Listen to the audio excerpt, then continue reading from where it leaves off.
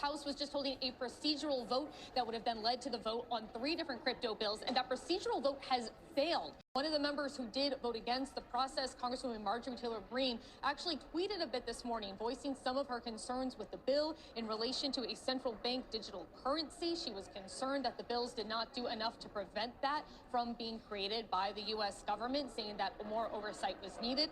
But again, this is a huge wrinkle. There were a lot of folks, crypto industry, lawmakers, who were expecting these bills to get done this week. It now looks like Republican leaders might need to go back to the drawing board to figure out how to get this done. Well, the procedural vote to actually get onto enabling these bills, which are, of course, the Clarity Act, the Genius Act, and the Anti-CBDC Act, has been shot down due to concerns predominantly over CBDCs and the lack of clarity around them. Now, the cryptocurrency space is in a very interesting position because we know it's fundamentally going to change the world, but it hasn't been allowed to do so due to lack of regulatory clarity. From an asset point of view, classifying these cryptos as assets, and also from a kind of usage and utility point of view. And that's what these bills are about, that have essentially been paused for now. And I got a lot of messages on the back end of this in regards to, well, what does this mean, all in, so on and so forth. And the answer, quite frankly, in my opinion, is that this is nothing to worry about whatsoever. This is Caitlin Long here, who is highlighting, before y'all freak out, don't forget that the first procedural vote in the Senate on the Genius Act failed as well. The second one passed 11 days later. All this means is that the initial draft or the initial bill has been rejected. The individual there on, who was reporting on that, CNBC, mentioned some comments from Rep. Greene. Let's go ahead and listen to why she voted against it. There was quite a strong vote against it. We're also going to take a look at why this was voted against. We'll look at what Trump's take is on this. And of course, he makes comments, and then we'll relate all this to the cryptocurrency space. You've got to ask yourself, what's the reality with the kind of pause and the new bill that needs to be drafted? It'll go through eventually, but there's bureaucracy in politics, so on and so forth. People are going to fight for what they want, so they're going to use it as leverage, just like we see every time the debt ceiling comes up for renewal or expansion. People always, kind of hesitate, and it's always this big, oh no, this is going to cause an epic crash. It rarely does. I think, is the reality that crypto isn't going to get adopted and used and utilized? I don't think that's the reality, because it does just so much to upgrade the traditional financial system. Just today I was talking with another major player who's working with Lloyd Bank and Aberdeen here in the United Kingdom. And we'll get that interview out for you guys a little bit later on. So I wouldn't worry at all. The individual on CNBC there mentions Rep. Marjorie Greene and why she said no. Let's see at what she said actually coming out of this vote. The Genius Act, President Trump wrote an executive order on January 23rd, and specifically on exactly what the Genius Act is about, except they did not include what was in his executive order, which is a ban on a central bank digital currency, which is extremely important, and the president feels it's important, and that's why it was in his executive order. And the Senate left that out. And then they sent this over to the House, and Speaker Johnson didn't allow us to do amendments to amend the bill to ban CBDC. And that's a House issue. It's not, I fully support the president. I will vote for the Genius Act when they ban central bank digital currency and the Genius Act. So we need to get it right. It shouldn't be run through and us forced to vote on something when they take away our right to amendments. I think that's very much the consensus in regards to why this has essentially been paused and voted against initially.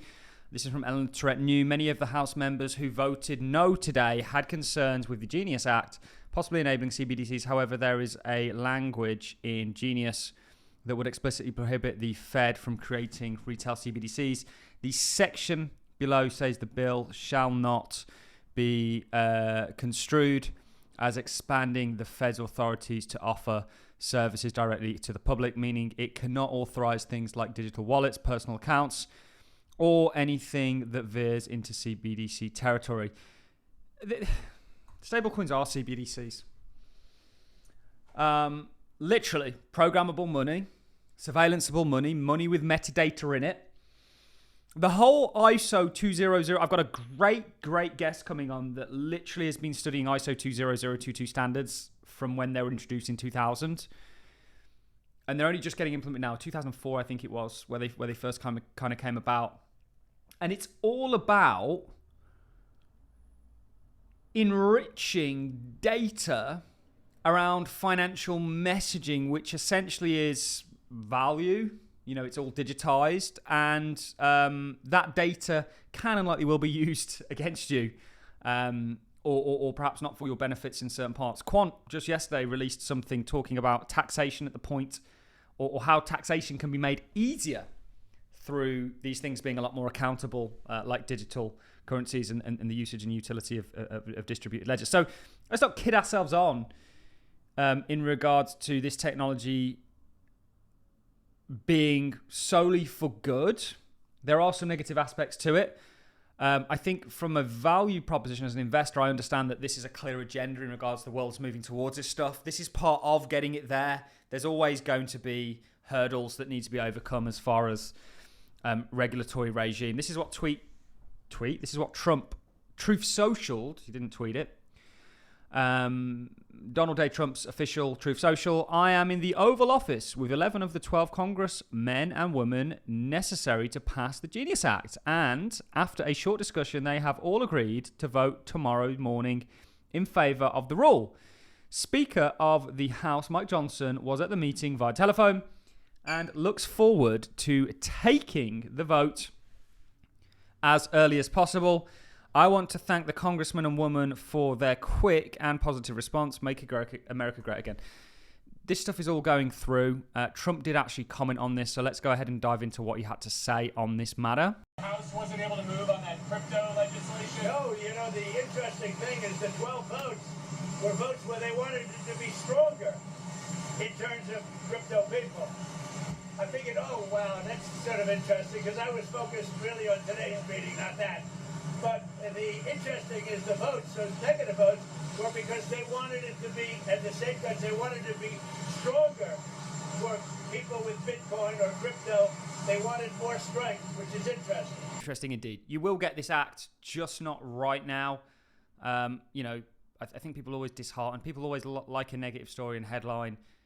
The reality is the agenda is to adopt this technology, to globalize the world's financial system and to move us into this new internet of value era that DLTs pretty much solely enable. And we're at the first innings. We don't even have clear regulatory clarity on this, which is more of a bullish thing than a bearish thing if you're an investor for a longer time period. It's all coming. You couldn't be better positioned, guys.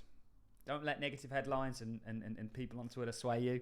You know, just always ask it. So it's like with the tariffs, for example. And the S&P, by the way, has literally recovered from max fear and doubt and chaos in the streets when this sold off. And for us, technically, we were a little bit concerned because it invalidated market structure. We said how this fixes itself is with putting in a new high, which it has. It's likely going to continue. Bitcoin's going to outperform it based on the BTC SPX chart.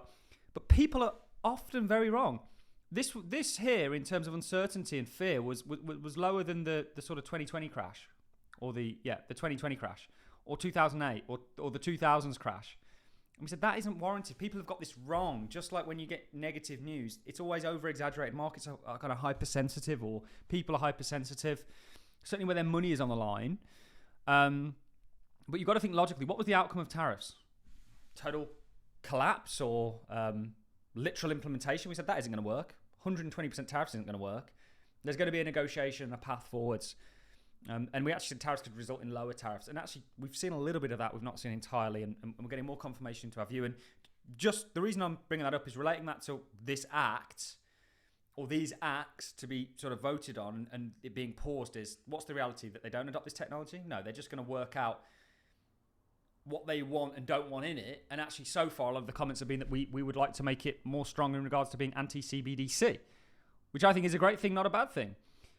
As it relates to Bitcoin, I think Bitcoin dominance where it's at is far more bullish than bearish. You know the score. This is just going to work its way up. This is going to go significantly higher. We spoke yesterday about the total cryptocurrency market cap being on the cusp of breaking out into new all-time highs and going into price discovery. I'm going to get a kind of cup and handle course done for my patrons over the next week, where I show you we did a falling wedge course. I think we showed something like 40 examples of falling wedges and how you can identify them and use and utilize them. And certainly Bitcoin and the crypto ETPs, they've all played out theirs. The altcoin sector is still yet to do so, but will. This is just going to get to sort of new all-time highs. I genuinely think everything is very much A-okay, despite there being somewhat negative headlines on the back end of all of this. I wanted to spend this daily market update talking about the pressing matter, which of course is these bills that are going on the back end of the kind of crypto week. Remember, something similar happened with the Genius Act. 11 days later, it passed. We're on a similar trajectory for these current bills as they sit. That's it from me, guys. I'm going to love and leave you as always. If you're not already subscribed, do become one. And I'll see you all in the next one. Thanks for watching, ladies and gents. See you soon.